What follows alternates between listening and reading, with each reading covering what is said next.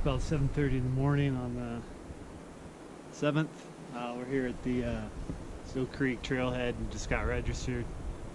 We're gonna head in. This first part's gonna be pretty rough, I think. It's like the first mile or so is not too terribly bad, but then we jump up almost 1,500 feet within 2 miles. Well, another mile and a half or 2 miles, something like that. So ought to be fun. I hope my hiker legs are getting there. We're gonna find out. I think we're gonna go into Stough Creek. Depending on how I feel, I might stay there or try and make it up into make it on the crossing of the North Fork into Teo Park, the lower part of Teo Park. And then, well, we came up a set of switchbacks. It can't be the last of them. I'm sure there's more, but the sun's pretty much up. I don't know if you can see it. Let me see if I can get high enough. Back there you can see Worthen Meadows and Fry Lake. Fry Lake is where the pavement ends, and then you turn into Worthen Meadows and it turns into dirt.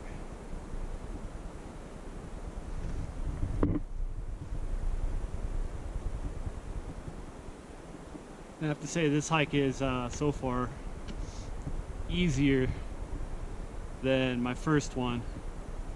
Elevation gains more and the terrain's a little more rugged, but after the day hikes and stuff that I've been doing, I'm really getting used to the elevation now, which is great. My legs, the only time I feel it is coming up. We'll see what I say about that later, though. We're only in a couple miles, so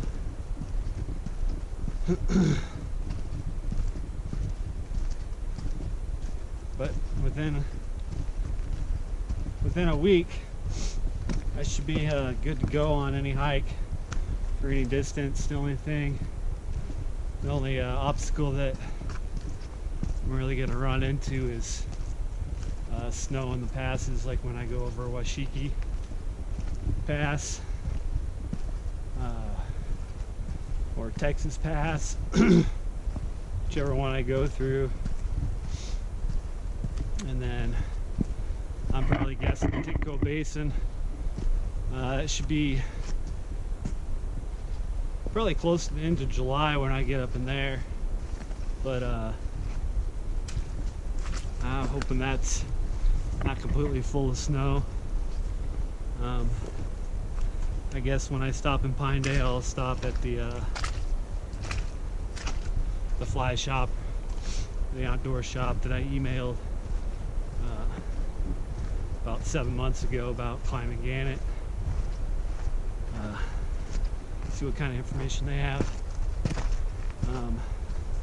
If it's still shitty, I'll just do some more car camping and do some overnights in the lower elevation. There's a lot of cool lakes up there in that basin, like from the Moon Lake trailhead and stuff like that.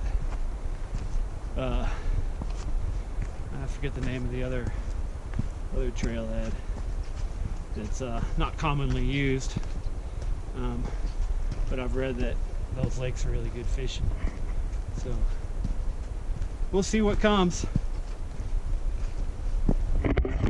Alright, so I think, just check the map, I think this is going to be the last stream crossing we're going to have until we get up over and drop into Stough Creek. So I'm going to go ahead and camel up and refresh my water. Here in about a quarter mile, there's a little meadow over here. After we pass that, that's where we're going to start climbing. We're at about 9.5, 9.6 right now. So we got pretty close to 1,000 feet we're going to do here in probably about a mile, 3/4 to a mile. According to the map, there's switchbacks, so that's awesome. The switchbacks I just came up, those were great. Those helped a lot. That was 500 feet in elevation gain from the trailhead. So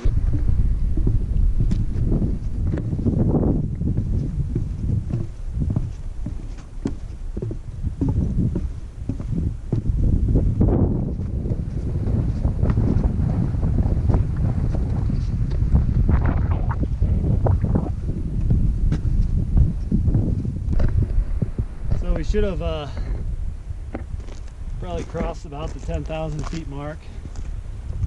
I haven't checked lately, but last time I checked we were at almost 97. That was a ways down there, so it's a beautiful hike up this trail. It's actually not that difficult either.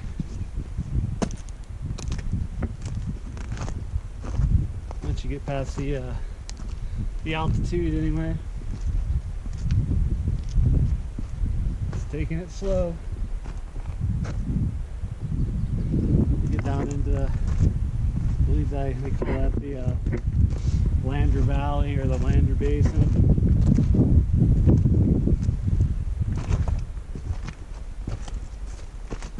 All right, we're up at the saddle.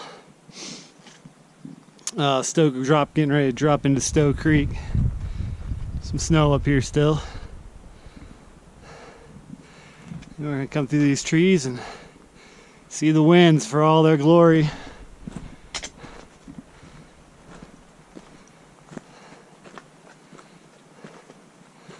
That was well worth the hike.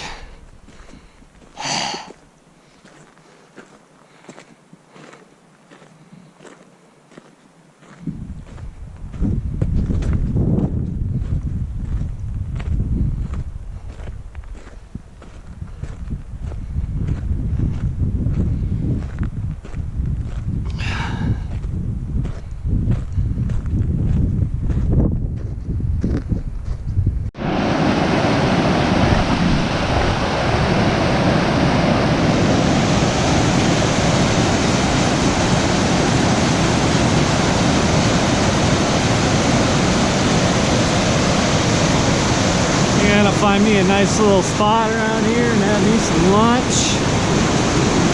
Take a nice good break. Only about, I think, 3 miles from Popo Park. Sure doesn't look like these streams are moving very fast, but they are. They're deep too. Yeah, this is just a little stream. Take shoes off, it's knee deep. Doesn't look like it only looks like it's about ankle.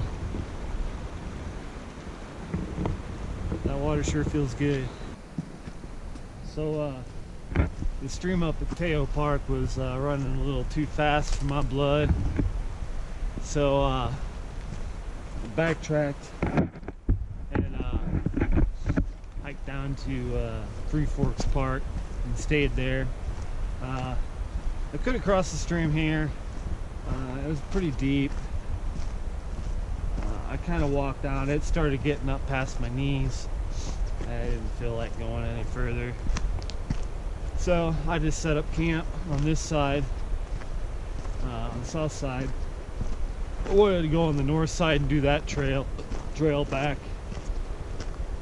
But we're going to take this one now to past Twin Lakes and then back to Sheep's Bridge. Yesterday was pretty long. It was pretty close to 12 miles. I wasn't really planning on doing that much, but I wasn't hurting, so I just kept going. Got a short one day, about a little over 6 miles, six and a half, something like that.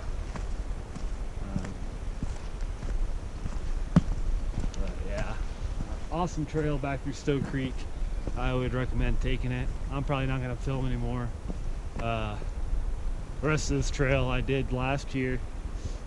If you want to see any of that, it's 14 miles of Sheep Bridge on my channel. So I got back from my my hike today.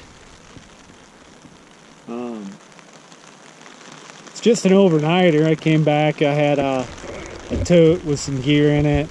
I think I had a thermarest, my bear canister, my crampons, an extra vestibule for my base camp tent, a bunch of cordage, some other small stuff. My camp stove, I had it kind of hidden, stowed away. Came back, it was gone. I was fucking pissed. I've never ran into that up here. I don't know if it has to do with it being the end of the 4th of July weekend. Drunk assholes or something, I don't know. But, I mean, I've been gone away from camp longer than that with my shit sitting out and no problem. So again, I had to run into Lander. I don't think I'm going to buy any crampons. I don't want to spend another almost $200 on a pair of ice shoes or ice cleats that probably only use a couple times. Friend coming up, she's got an extra pair I think that I can use when we go climb Wind River and Gannett, but it's principality behind it all. You know, I have, you know, my nice chair that I'm sitting in now. I mean, it's a little beat up, but it's a nice chair. I was still here. They even took my fucking little steel camp cup I had, you know, cheap $2 camp cup I had hanging up. They took that too. You know, nothing inside my tent was fucked with. They didn't steal my cowboy boots or headlamp or anything out of there. You know, it's just a pain in the ass to have to go back into Lander.